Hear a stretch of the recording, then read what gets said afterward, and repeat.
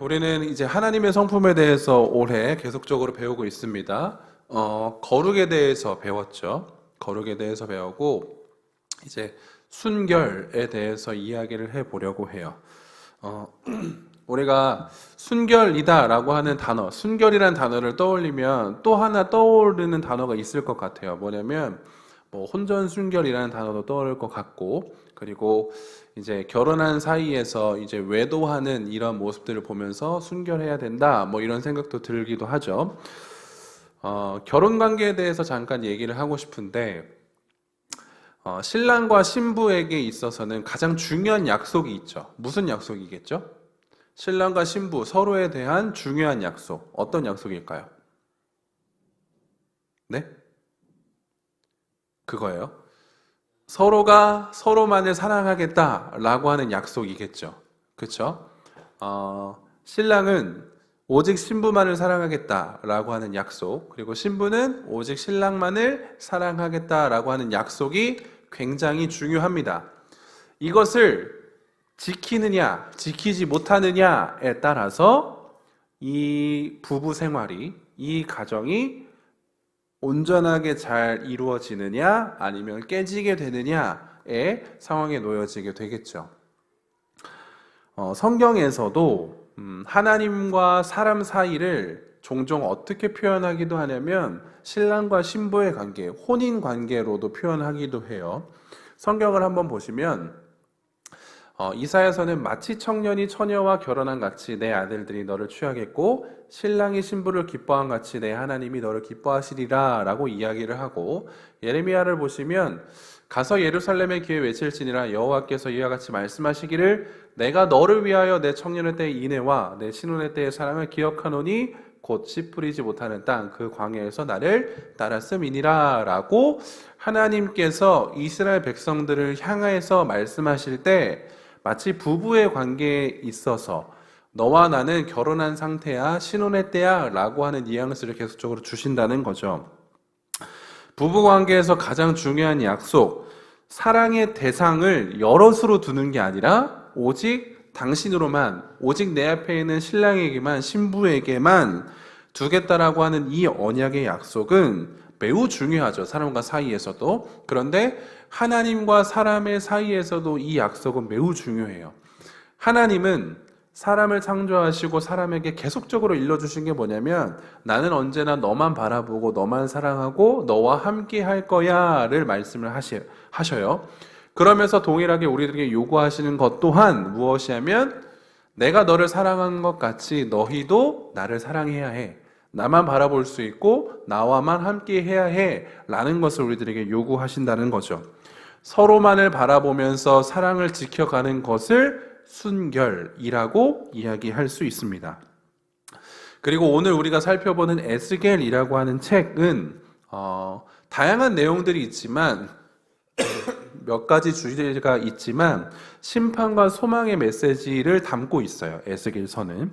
그리고 에스겔은 심판의 메시지를 계속적으로 하나님의 백성들에게 전달을 하고 죄악 중에 살면서 거짓 소망에 머물렀던 이들에게 심판을 계속적으로 선언해요. 그렇게 살면 안 된다라는 거죠. 그리고 에스겔은 언약을 지키시는 하나님의 신실하심, 그리고 하나님께로 돌아오기로 작정한 자들에게 베푸시는 자비에 대해서도 이야기를 해요.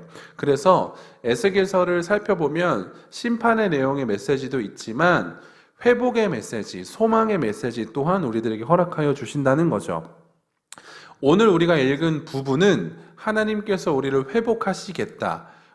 좀 더 정확하게 말하면 하나님께서 우리를 정결케 하시겠다라고 하는 메시지를 우리들에게 허락해 주신다는 거죠. 에스겔서 36장 17절과 18절을 보면 인자야 이스라엘 족속이 그들의 고국 땅에 거주할 때에 그들의 행위로 그 땅을 더럽혔대요. 나 보기에 하나님 보시기에 그 행위가 월경 중에 있는 여인의 부정함과 같았다라고 하나님께서 이야기하시거든요. 그리고 그들이 땅 위에 피를 쏟았으며 그 우상들로 말미암아 자신들을 더럽혔으므로 내가 분노를 그들 위에 쏟았대요.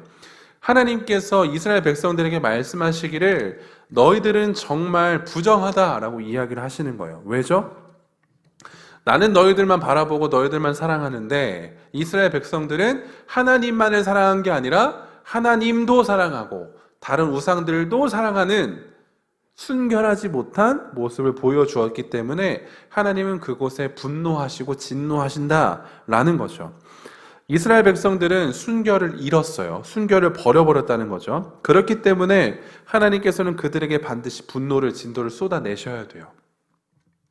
하지만 이스라엘 백성들이 스스로 그들을 더럽혔잖아요. 스스로 순결을 잃었잖아요. 그런데 하나님께서는 그들을 당연히 벌하실 것이지만 또 당연히 무엇을 하실 거냐면 그들을 당연히 회복시키신다라는 것을 우리들에게 계속 일러주고 계시죠. 왜 하나님께서는 순결을 잃어버린 그들을 진노만 하시면 되시는데 왜 다시 그들을 정결케 하시는 것일까? 그 이유는 무엇이냐면 하나님께서도 분명히 말씀하시지만 내 이름을 위해서 그들을 정결케 하시겠다라고 이야기를 하세요. 내 이름을 위해서. 하나님의 입장에서 하나님의 생각을 조금 해보자면 하나님은 이스라엘 백성들과 약속하셨다고요. 나는 너의 신랑이 되기로, 난 너만 사랑하기로 약속하셨어요. 그런데 하나님의 이 약속은 절대 깨지지 않아요. 하나님은 반드시 지켜내시거든요. 하나님은 이스라엘 백성들이 외도했다고 해서 순결을 잃었다고 해서 내치시는 분이 아니세요. 벌은 주세요. 분노는 하세요. 진노는 하세요. 하지만 하나님께서는 다시금 우리가 사랑할 수 있도록 회복시켜 주신다는데 왜 그러냐라고 했었을 때 하나님의 이름을 위해서예요. 하나님이 어떠한 분이시죠? 우리가 지난주에 살펴봤는데 하나님은 거룩한 분이세요. 내가 거룩하니 너희도 거룩하라 라고 말씀하시는 분이 하나님이시죠. 그리고 하나님의 이름들을 우리가 살펴보면 하나님의 성품, 하나님의 속성을 우리가 발견할 수 있는데 지난주에는 우리가 거룩에 대한 속성을 살펴봤고 오늘은 순결에 대해서 살펴보잖아요. 거룩과 순결은 근본적으로 다르지 않아요. 하나님의 성품이기 때문에 하나님께서 거룩하시고 순결한 분이시기 때문에 순결을 잃은 그들을 그냥 내쳐버리시면 혹여라도 하나님의 이름이 훼손될 수도 있어요. 그렇기 때문에 하나님께서는 하나님의 이름을 위하여 스스로의 거룩과 스스로의 순결을 위하여 순결하지 못한, 거룩하지 못한 우리를 계속적으로 회복시켜 주신다라고 하는 하나님의 의지를 발견할 수 있다는 거죠. 그래서 거룩과 순결, 우리는 거룩하지 못해요. 그렇죠? 우리는 순결하지 못해요. 그것이 인간의 본 모습이에요. 그런데 하나님께서는 그러한 인간을, 그러한 사람을, 그러한 저희들을 내치지 않으시고 하나님의 의지로, 하나님의 방법으로, 하나님의 사랑으로 우리를 순결하게, 거룩하게 해 주시겠다라고 우리들에게 선언하시는 거죠. 하나님과 사람과의 언약에 있어서 계속적으로 이 약속을 끌고 가시는 주체가 있는데 바로 하나님이세요. 하나님과 사람 사이의 이 순결에 대한 언약에 있어서 하나님께서 주체가 되셔서 계속적으로 이 약속을 파기하지 않으시고 이어가신다는 거죠. 비록 우리들은 하나님을 자꾸만 배신하고 하나님 이의 것을 사랑하고 외도하는 모습을 보여주지만 하나님께서 끝까지 우리들과 이 약속을 붙들고 계시기 때문에 하나님께서 우리들에게 계속적으로 돌아오라 말씀하시고 그 여지를 허락해 주시기 때문에 우리는 하나님께서 순결하라고 하신 명령을 이행할 수 있고 행할 수 있다라는 것이죠. 오늘 말씀을 통해서 우리가 점검해야 하는 것은 무엇이냐면 언제나 우리는 하나님 앞에서 하나님 사랑합니다 라고 고백은 하지만 정작 우리들은 하나님 이외의 다른 것도 사랑하고 있는 모습을 발견해야 돼요. 그 모습을 발견한다라고 했었을 때 이제 나는 더 이상 하나님도 사랑하고 세상도 사랑하는 존재가 아니라 하나님만을 사랑하는 존재가 되어야 해 라고 하는 이 분명한 사실을 깨달아야 된다라고 하는 거죠. 잠깐 언급드렸지만 성경은 인간을 어떻게 정의하냐면 인간의 마음은 부패하였다라고 정의하거든요. 예레미야를 보시면 만물보다 거짓되고 심히 부패한 것은 무엇이라? 마음이라고 이야기하죠. 순결하다라고 하는 것은 깨끗하다, 정결하다라고 하는 의미를 가지고 있죠. 오염되거나 때묻지 않은 상태를 의미합니다.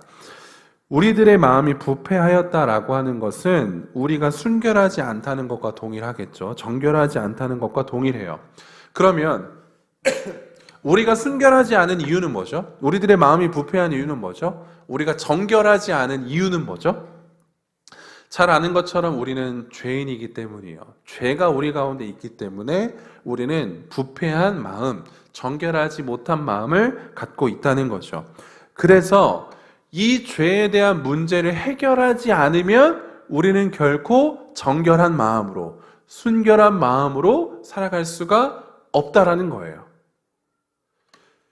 죄 때문에 우리들의 마음은 부패합니다. 이 죄를 해결하지 않으면 우리는 정결한 상태로 나아갈 수가 없어요. 그래서 성경은 이 부패한 마음을, 이 죄의 문제를 어떻게 해결해야 하는가에 대해서 어떻게 오늘 본문은 이야기하냐면 맑은 물을 뿌리래요. 맑은 물을 뿌린다. 맑은 물을 뿌린다라고 하는 것을 한번 화면 보실까요? 예수님의 보혈을 예표해요. 맑은 물을 뿌린다라고 하는 것.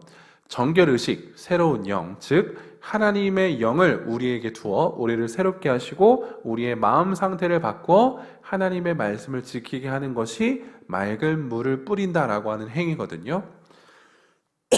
그런데 이 맑은 물을 뿌린다라고 행위는 구약시대 때 이루어졌던 행위인 거고 신약으로 넘어와서는 예수님의 보혈이 이 역할을 하게 된다. 이 모습을 감당하게 된다라고 하는 거죠. 그래서 요한 1서를 살펴보시면 이렇게 기록을 해요. 그가 빛 가운데 계신 것 같이 우리도 빛 가운데 행하면 우리가 서로 사귐이 있고 그 아들 예수의 피가 우리를 모든 죄에서 깨끗하게 하실 것이다 라고 언급을 해줍니다. 순결, 마음이 청결하다, 정결하다라고 하는 것은 잘 아실 거예요. 단순하게 내가 도덕적인 삶을 살아가겠다, 윤리적인 삶을 살아가겠다, 이 개념, 이 차원이 아니라는 것을 여러분들 잘 아실 거예요. 순결, 청결, 정결이라고 하는 것은 완벽하게 우리들의 마음이 뒤바뀌어야 되는 상황이거든요. 부패한 마음이었지만 부패하지 않은 마음으로 바뀌는 것이 순결이에요. 어느 정도 내가 착한 일을 했다고 우리들의 마음이 정결하게 되는 게 아니에요. 우리는 도덕적으로 옳은 일을 해도 내가 윤리적으로 옳은 일을 해도 언제나 우리들의 마음은 부패하다고요. 그게 인간이에요. 그런데 단 한 가지의 방법이 있어요. 언제나 우리들의 마음은 부패하지만 언제나 우리들의 마음은 정결하지 않지만 단 한 가지의 방법이 우리를 부패하지 않은 마음으로 정결한 마음으로 변화시켜 주시고 회복시켜 주시는데 그것이 바로 무엇이냐? 예수 그리스도의 보혈이라고 성경은 우리들에게 분명하게 이야기를 해 줍니다. 우리들의 마음 상태가 바뀌기 위해서는 반드시 무엇이 필요하냐면 여러분들의 의지, 여러분들의 선행이 아니라 예수 그리스도의 보혈이 필요해요. 예수 그리스도의 피는 우리를 정결케 하고 우리를 순결케 하고 우리를 하나님께 가까이 나아갈 수 있도록 도와준다라고 하는 거죠. 그래서 이 피를 우리는 잘 기억해야 돼요. 예수님의 흘리신 피, 예수의 피. 성경 사전을 보니까 피를 어떻게 정의를 해주냐면 혼과 관련된 신성한 물질로 피를 이야기해요. 그리고 모든 육체의 생명이 피에 있다는 거죠. 구약시대에는 피를 제단과 금율의 자리에 뿌렸고 이것은 모든 죄로부터 우리를 깨끗하게 하시는 하나님의 어린 양과 깊은 관련이 있었대요. 따라서 주 예수 그리스도의 피에 대한 교리는 매우 중요한 교리다라고 하는 것과 그리스도의 피가 무슨 역할을 했냐? 교회를 사셨고 죄를 대속하고 하나님과 사람 사이의 화해를 도모하고 우리를 의롭게 하며 하나님께 나아가게 해준다라고 하는 거죠. 예수 그리스도의 보혈을 믿고 그 보혈을 의지하여서 하나님께 나아갈 수 있어야 해요.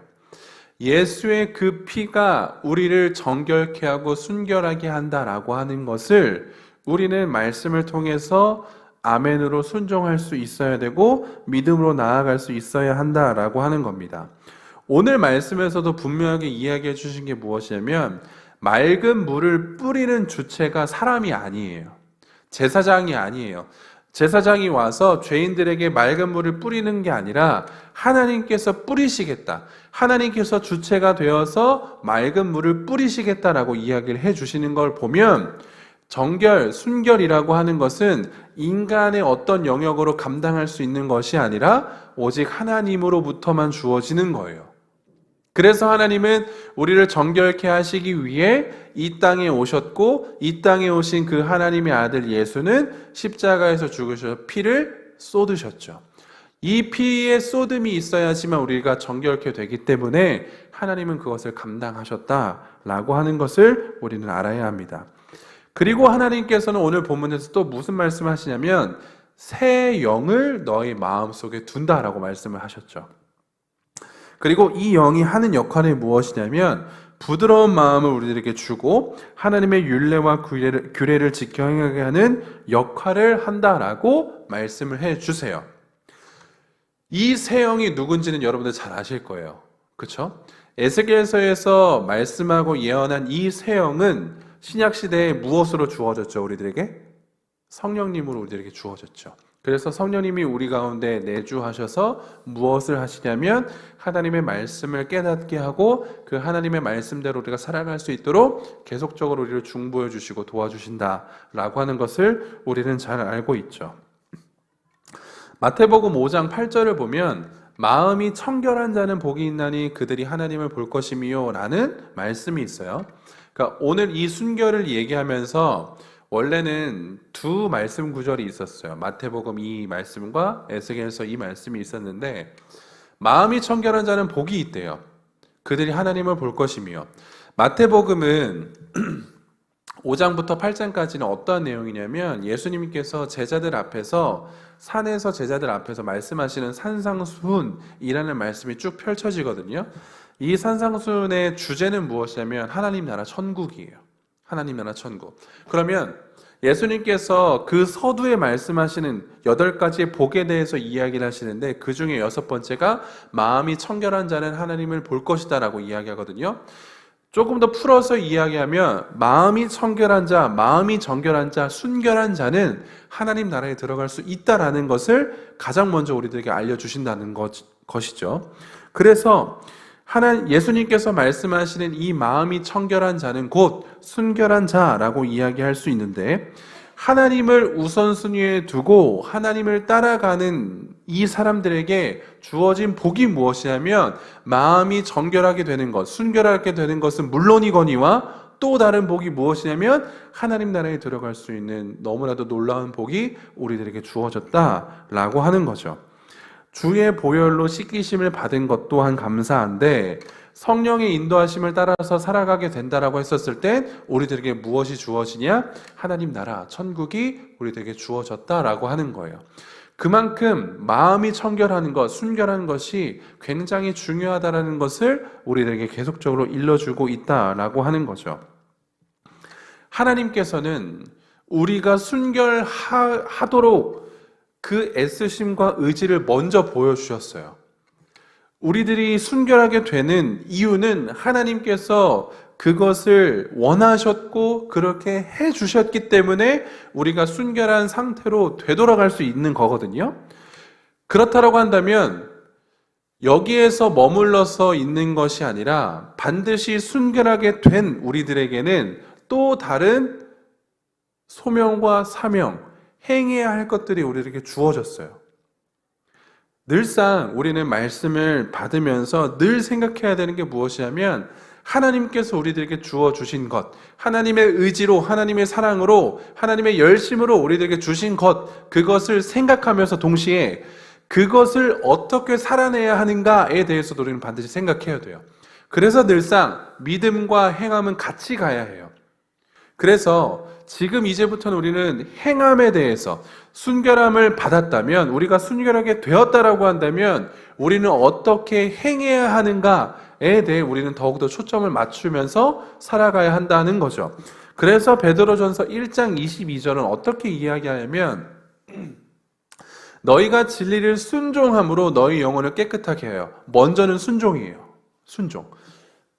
뭐에 대한 순종이죠? 진리에 대한 순종이에요. 그러니까 다른 것에 대한 순종이 아니에요. 진리가 뭐죠? 하나님의 말씀이죠.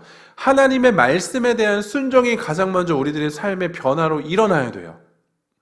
그래서 내가 하나님의 말씀에 순종하지 않으면 나는 아직까지 이 순결한 영역에 포함되어 있지 않을 수 있겠다라고 하는 두려움이 있으셔야 돼요.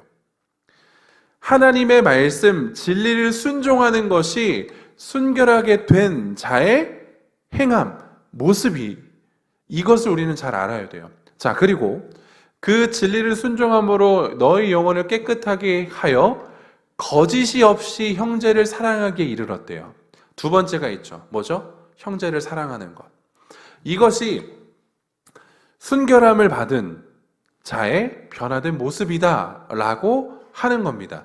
그래서 하나님의 말씀을 순종하는 것, 조금 더 구체적으로 이야기하면 형제를 사랑하는 거예요. 이걸 조금 더 구체적으로 이야기하면 공동체 사랑하는 거예요. 내 옆에 있는 사람 사랑할 수 있어야 되는 거예요. 제가 물론 저도 청년의 때가 있었고 저도 순장을 하고 저도 순장을 있었고 청년부 생활을 했었지만 가장 어려운 게 뭐냐면 셀을 다시 재편성하는 거거든요. 제일 많이 어려워요. 왜냐면 누구랑 누구랑 안 좋아해요. 저 사람이랑 저 사람이랑 좀 썸 탔어요. 누구랑 누구랑 막 이래요. 이런 것들을 다 고려하고 셀을 해야 되잖아요. 근데 제가 목사가 되고 나서 우리 공동체에 셀을 할 때 와, 이게 굉장히 어렵다라는 것을 느꼈거든요. 그러면서 제가 청년 때에도 그리고 지금에서 제가 느끼는 건 뭐냐면 형제를 사랑하는 게 진짜 어렵다는 걸 느껴요. 그리고 리더로 세워진 사람들에게도 참 연약함이 많아요.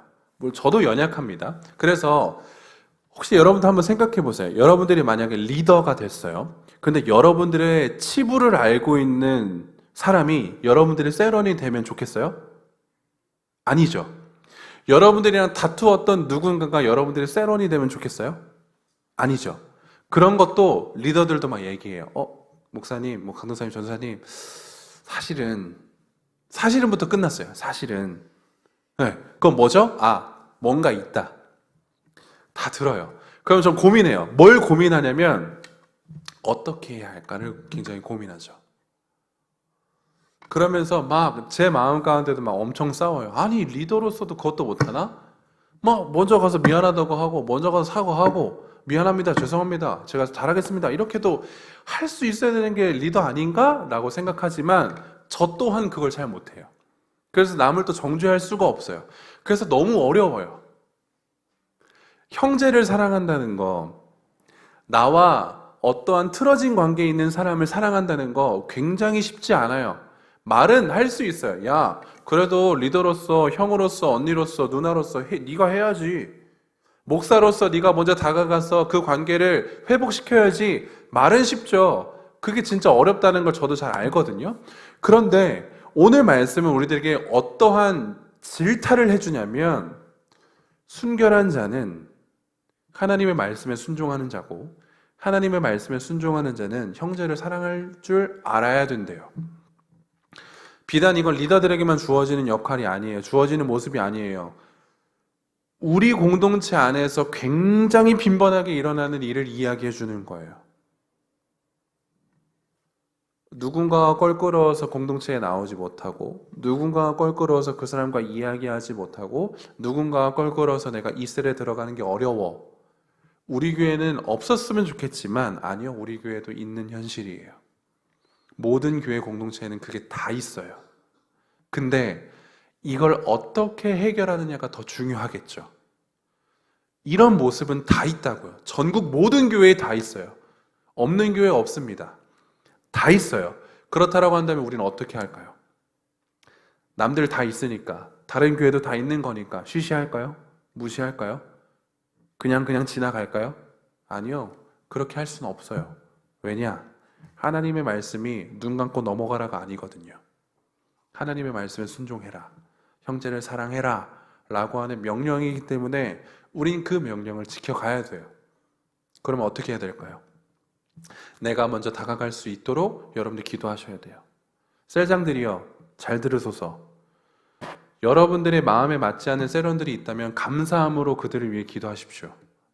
불평불만하지 말고 저한테 찾아와서 그런데요, 사실은요 하지 말고 기도하세요. 그 셀원 품을 수 있도록. 셀원들이여, 비록 내 마음에 안 드는 셀장을 부여받아서도 기도하소서. 이 셀장을 통해서 내 인격이 변화되길 기도해 주세요. 그게 건강한 공동체예요. 여러분들 다 절 좋아하나요? 네.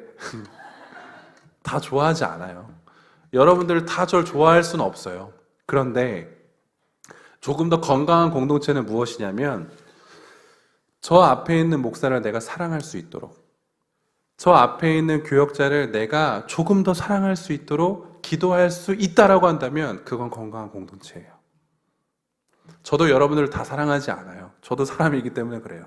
제 마음에 맞는 사람만 사랑할 수도 있어요. 그런데 제가 해야 하는 건 뭐냐면, 내가 사랑하는 사람들을 위해서 기도하는 게 아니라 혹여나 내가 사랑하지 못하는 누군가가 있다면 전 그들을 위해서 더욱더 사랑을 달라고 기도해야 하는 거죠.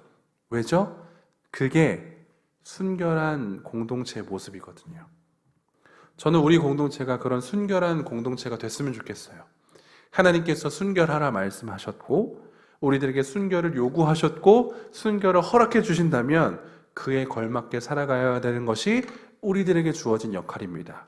그래서 여러분들, 우리 공동체를 많이 기도해 주세요. 우리 공동체를 위해서, 그리고 여러분들 셀을 위해서, 더 나아가 우리 주님교회를 위해서 여러분 기도해 주시고, 순결한 사람으로서 살아갈 수 있는 여러분들의 실력을 갖춘 여러분들이 되면 좋겠습니다. 아시겠죠? 하나님의 성품을 우리가 배워가면서 많은 도전을 받았으면 좋겠어요. 그리고 많은 부분이, 많은 영역이, 삶의 영역들이 변화됐으면 좋겠어요. 그런데 매우 쉽지 않아요. 쉽지 않기 때문에 하나님께 더 매달려야 되는 겁니다. 하나님의 성품을 배웠다면, 거룩을 배웠다면, 순결을 배웠다면 우리는 이것을 살아낼 수 있어야 돼요. 지식 하나 플러스 1이 된 게 아니라 삶의 영역으로 살아가셔야 된다고요. 지식이 채워지는 게 중요한 게 아니라 여러분들이 살아가시는 게 중요해요. 아시겠죠? 그래서 이거 하나 빼먹을 뻔했는데, 우리가 새은혜 집회 때 마지막 집회 참여하신 분 손 들어봐요. 마지막 저녁 집회. 자, 이분들은 감사 노트를 무료로 가져가세요. 아시겠죠?